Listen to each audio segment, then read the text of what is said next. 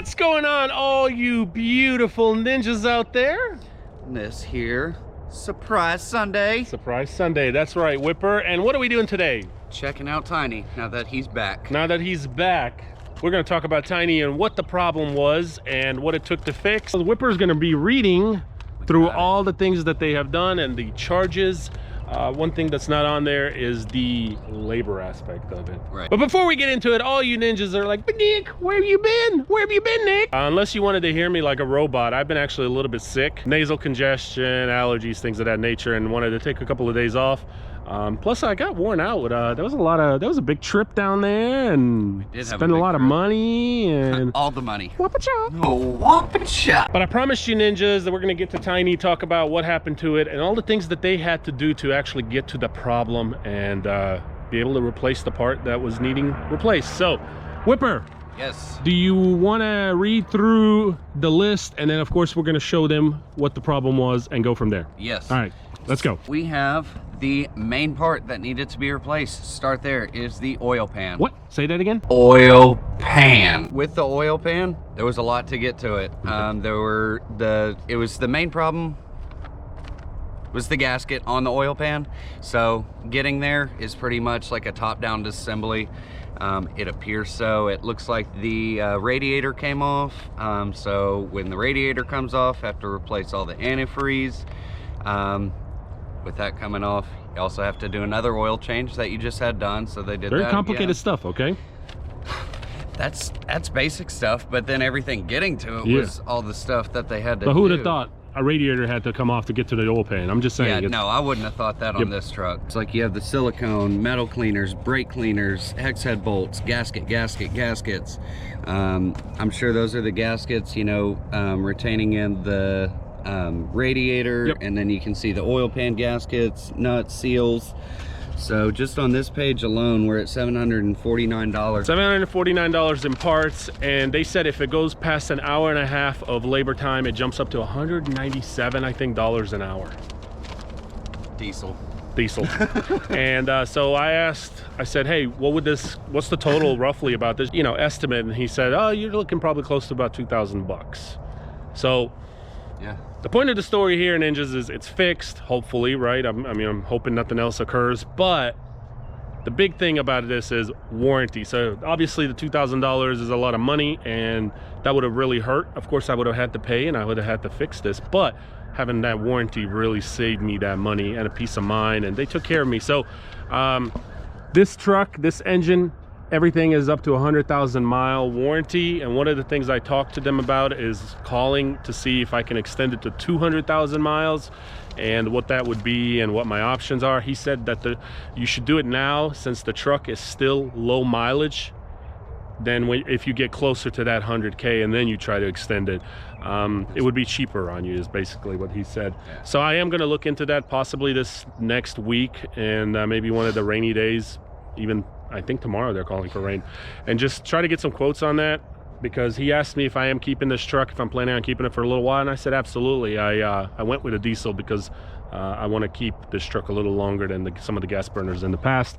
So with that being said, warranty is key. You really need to have a good warranty, especially when it comes to these diesels. Here's what they told me about the oil pan. So the oil pan doesn't have an actual like gasket. From my understanding, unless I misunderstood, it's a seal. It's actually like a liquidy type, like a silicone type deal. And he said the oil pan is plastic. But he did say that it is pretty common, not necessarily constant, that they see these trucks come in for that non-stop. He said if that was the case, we'd have a recall on that.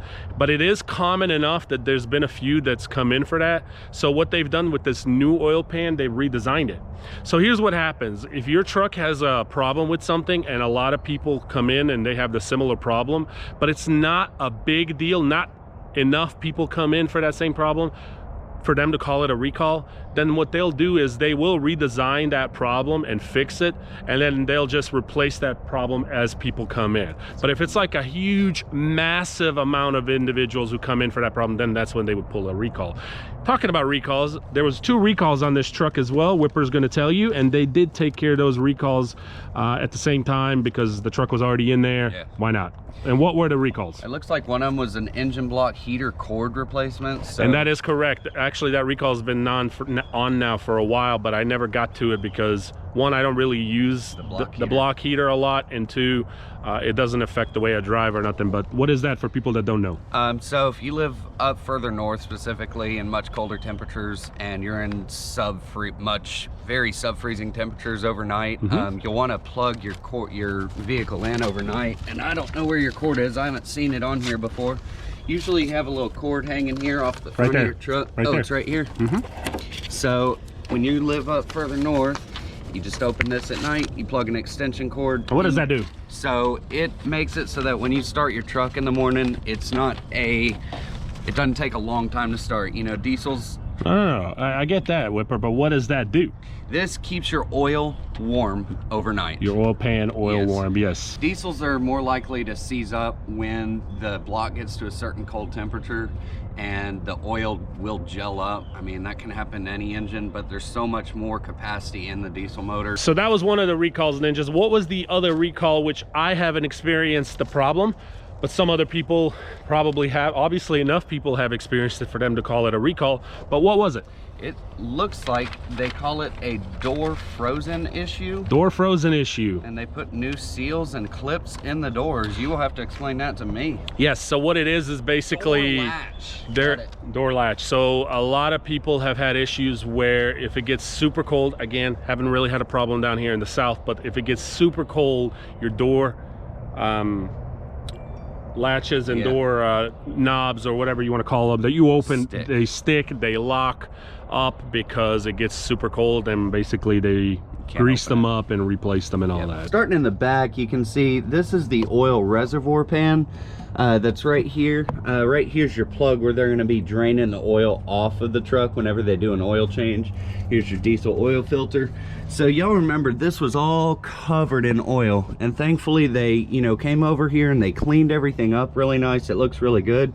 Moving forward, you know, right here, here's your transfer case, and this had a little bit of oil on it. However, the biggest thing you notice under here is that pan right there. So this pan is not your main reservoir pan. This is the pan that's on the bottom of the long block. And you can see that is a whole new part. I mean, it is shiny, shiny new. And all the oil that's been all over is pretty much gone. Yeah, it's gone. I'm sure they wiped down some they of it. did a very good job of cleaning under here. You can see where it was wiped down and washed down. But I mean, there's no denying that brand shiny new part sitting right there. So it goes from about here all the way back to right here is where it stops. So it goes that whole length of the block itself. So they didn't just replace the oil reservoir that we originally thought was, or guessed that could have been it, but the actually bottom of the whole block. Correct. Which is where the oil sits. And that's exactly where you can see, like, the bolts that they talked about on the repair order. You can see bolt here, bolt here. These are new bolts sitting in here. So I guarantee that has to do with creating that new and better seal. Getting this back on here. So I guess you can really see now why the radiator had to come off and and all that stuff. I can, because the radiator tubing comes in through here, and that is blocking their access. I mean, I can see radiator tubes coming back over here, right under that pan. Yeah, they just had to empty everything out to get access to it. Awesome. So this is a good repair. This was quite the job. Yeah, that was intensive. They did a lot of work, I can tell you that much. Now that we saw what all has been done, would you say it's probably worth around $2,000, especially taking it to a dealership? Yeah. I mean, of course, the dealership's always going to be a little more expensive if you were to take it to a private mechanic or try to do it yourself if you're mechanically inclined. But if you're not really mechanically inclined to that degree, you don't have the proper tools. I mean, this was obviously a complex issue, you know. I would not be taking this on myself. No, I wouldn't want to. And the truck being under warranty, of course I want to take it to the dealer. They know the truck the best. They know what they're doing. They got the professionals that have studied this engine. They know exactly what's going on, and you know, it's going to cost more, but I think it's worth it. Oh yeah. Which brings back to the warranty thing. It is worth having that warranty, especially when it comes to a diesel. Oh yeah. But before we conclude this video, since this video was all about Tiny and all that good stuff, what else did we find on the floorboard of the truck? As we're reaching in the truck to grab the repair order a couple minutes ago so we can read it, we find, Subway receipt. A Subway receipt. We did. And I'm thinking, when did I go to Subway and why was it on the floor of the passenger's side? Or and you then, were like, and then I was like, Whipper, did you drop your receipt? And he said no. I was like, you didn't go to Subway? No. Oh, this Subway at this day at this time? Wait. And the location, I didn't which is have the truck. yeah, and the location is right next to the dealer. So what does that tell us, Whipper? That tells us that just one of the technicians probably took it to go grab his lunch that day. Now, look, I don't have a problem with that. Not a huge deal. Not a huge deal, but Still a little bit tacky. Like, you left your receipt for your 6-inch BMT, Yeah. Mr. Diesel Tech. And what I wanted, the reason I wanted to bring that up is because I've watched a lot of YouTube videos in the past of owners putting secret cameras in their vehicles and taking it into the dealership, and then finding out that the dealership or the mechanics took advantage of it and drove around for miles. And At least they didn't take it home.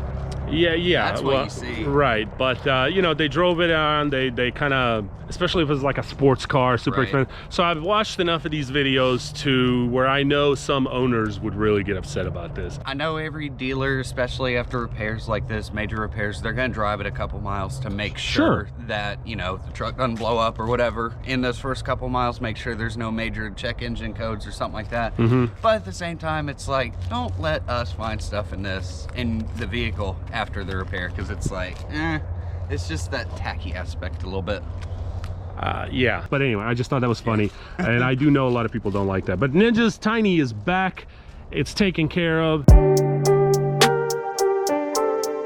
He said if you do idle a lot, there's just a different maintenance schedule that we need to follow. And if you don't, then you're fine. But if you do, just to let him know. And I told him I do not idle a lot, a little bit here and there, because I know diesels like to idle. Yeah. But no. And I did ask him, you know, everybody's like, diesels hate to be turned on and off, on and off. And one thing I want to let everybody know, these are new diesels, not the old ones, and these have no problem with that. Yeah, they really don't. Like, I mean, like you just said, the old diesels, you turn them off. If you try and turn them right back on. Well, there you have it, ninjas. I hope you guys enjoyed this video. Hope it's helped you and giving you some tips and pinpointers and whatnot. But I am glad Tiny's back. If you do run a diesel for your company, really stay on top of your maintenance. And just like we said in the last video about Tiny, keep an eye on your things, you know, check it out, go underneath your truck, take a look at things, you know.